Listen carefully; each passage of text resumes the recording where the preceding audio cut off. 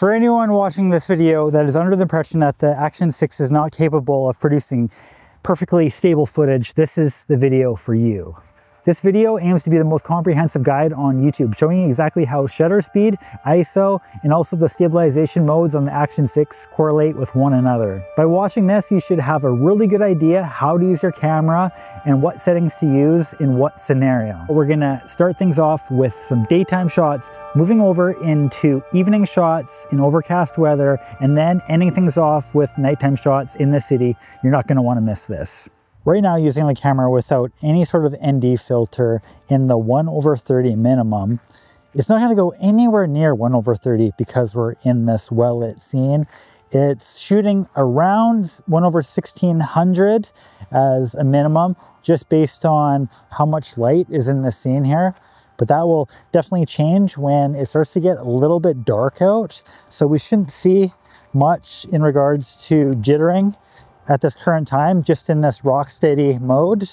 We're in 4K 30 as well. I have it in 4K 30 still using RockSteady, but I switched it over to the sport mode, wondering if this changes the look of the image at all.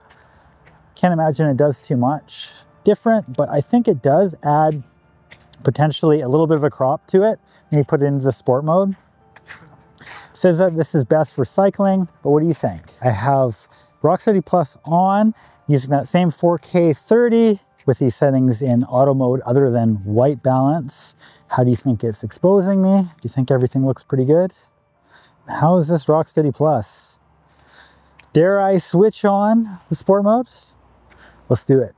RockSteady Plus is on right now and I'm using the sport mode. Gonna try and give a little bit better of a comparison here by running. Getting my feet wet. How does that look? Regards to overall camera shake. With RockSteady Plus on now, let's see how it looks in the daily stabilization mode. Does it make a bit of a difference at all?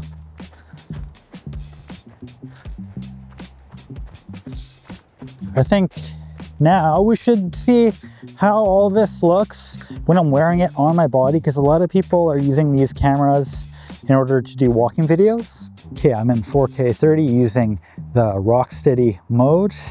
Turn the plus off. It's also in the daily stabilization setting using 1/30. It's not going anywhere near there as a minimum shutter speed right now. Let's go for a little bit of walk and let's see if we can create any sort of issues by having this in 1/30 as a minimum during the daytime. Now, when we go into the shade over there, that's when I believe we could potentially run into some sort of issues.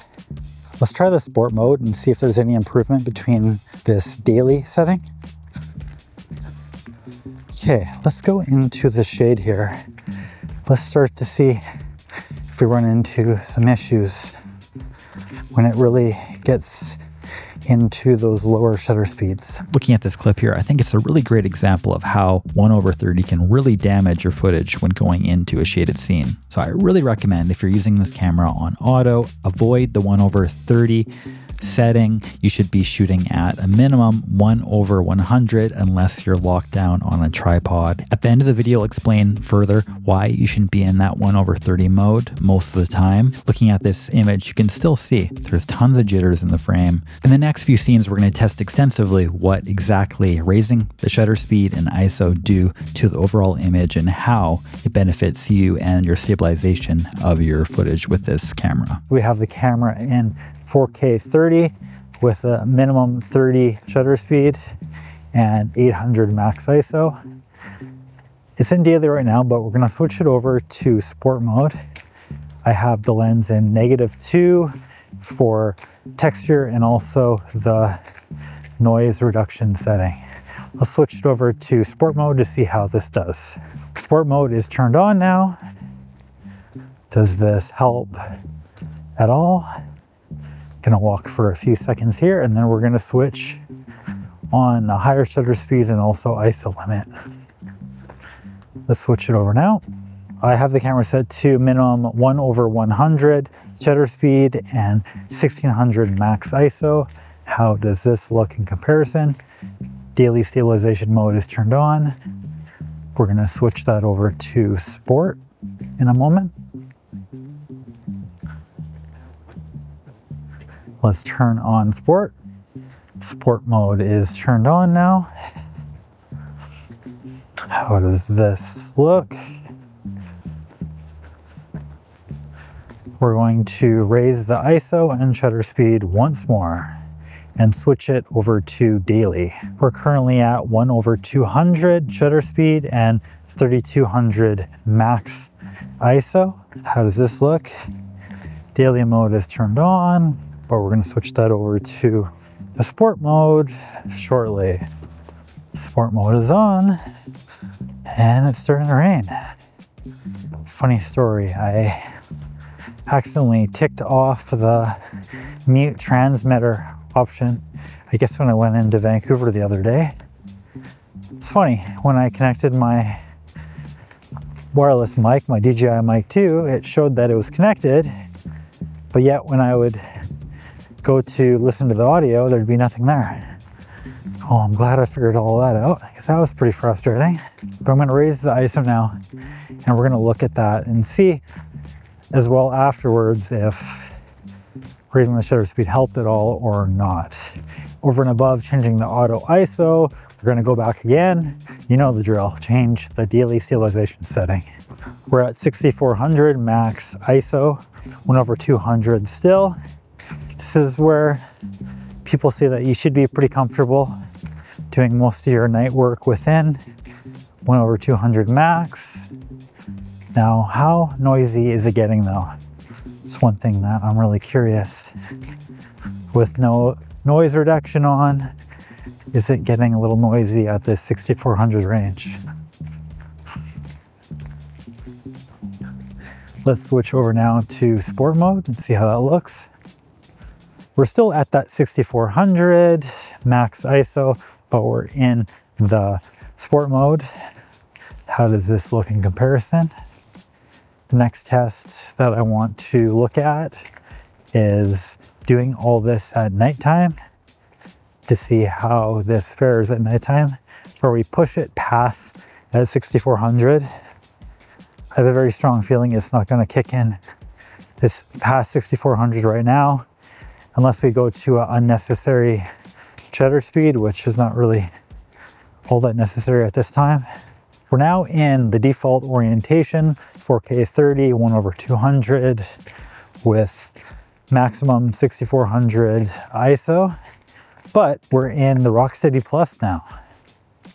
How does that compare?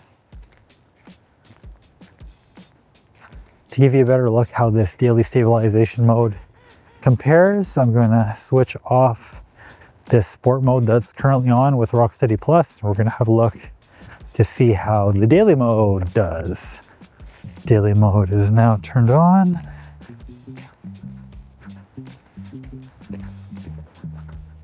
This should be about as stable as it possibly gets. I'm gonna flip it over and we're gonna just see some talking head. Really curious, do we see any jitters at all? I have this Telesen mount, neck mount. It's my girlfriend's actually, it's not mine. Although they are sending me an ND filter kit. I'm not sure why, because I didn't really have any views at all when they initially messaged me. So pretty cool for them. Let's actually try maybe some running as well. Have my camera on my back, so a little heavy, but how does this look? So happy that I'm the only one here right now. Hate filming myself in public, honestly. I think that's one of the reasons why I like coming out here during wintertime, fall. Not many people typically. I just wanted to give a brief update on this channel.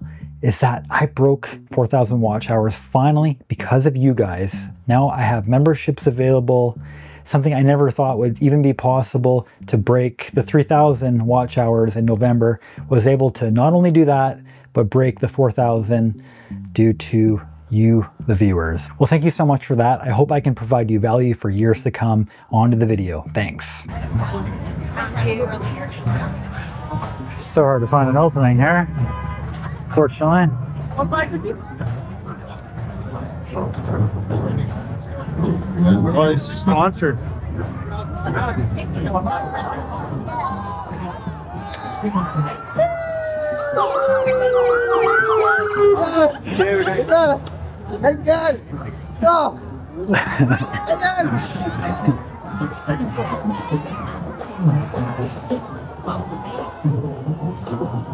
I'm in 6400 max ISO right now. Does the image fall apart? Let me know. I'm really curious. I really think that it's probably gonna start to look pretty soft and mushy at this point, especially when I go into the shadows here. Let's see. We have Horizon Steady still on.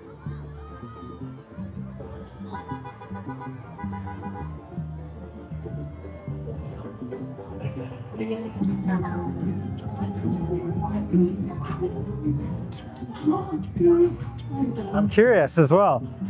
When I'm switching over in Horizon Steady, now that I have the shutter speed at a minimum 1/100, is that helping at all with the jitters that we experienced beforehand?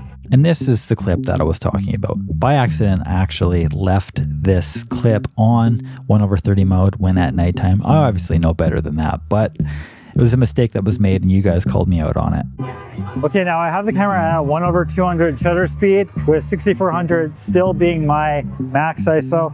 How does this look? I wonder how controlled everything is. Oh, excuse me, you dropped your... Is this yours? Yeah, yeah, you're welcome. Lighting's the best at this spot here.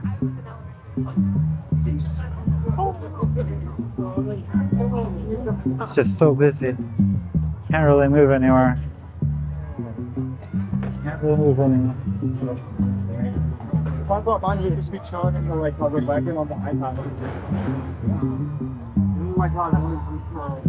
gonna go back to 3200 ISO and then we'll try out lowering the shutter speed a bit more.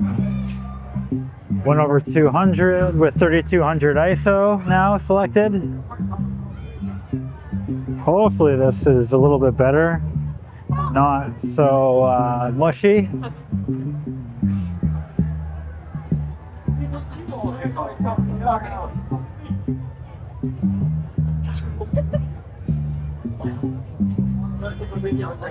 Yeah. Excuse me, sorry.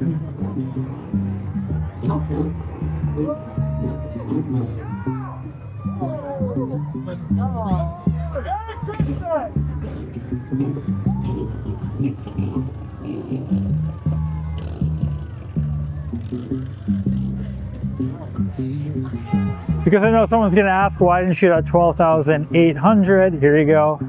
Hopefully this doesn't fall apart too much. I have the minimum shutter speed to 1/200 just to try and prevent any sort of jitters. Let's see, how does this look? Oh, a lot less chaotic over on this side.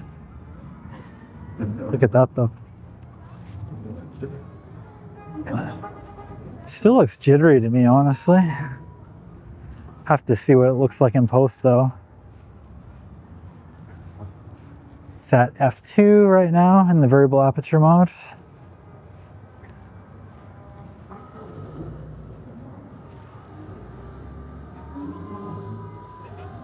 Looking at all these clips side by side is pretty obvious. If you're using the auto settings, you should be staying away from the 1/30 mode. Things start to fall apart immediately in dark environments because the shutter speed drops too slow. Anything moving gets smeared across the frame. EIS needs to clean frames to figure out how much the camera is moved. But when everything is smeared, it can't tell what moved or where anything is. So it tries to stabilize a blurry frame, and that's where the warping, ghosting, and jitter come from. Smartphones don't actually struggle with this because the lens itself moves first with its optical stabilization.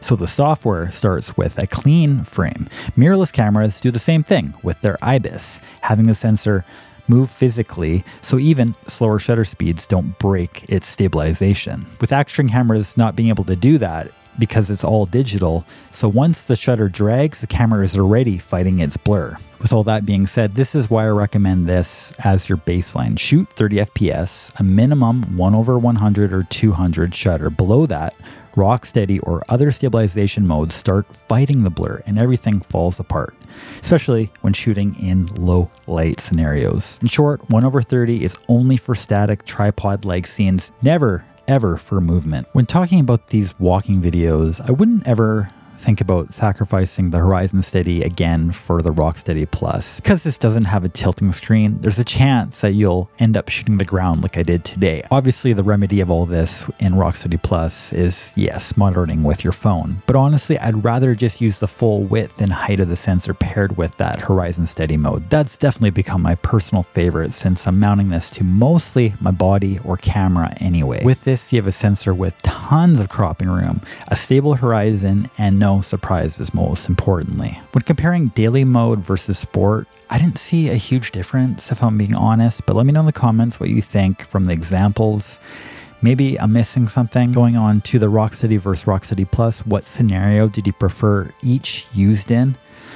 Well, hopefully now jitters in your footage and mine will be a conversation of the past. Consider yourself a graduated user of the DJI Action 6. Links in the description for everything mentioned. Oh, and the macro lens finally shipped from Aliexpress last night. So hopefully it will be here in under a week, and I will review that as soon as it arrives. Check out that link and the other Amazon ones for the DJI Action. And thank you so much. Take care and have a great day. Bye.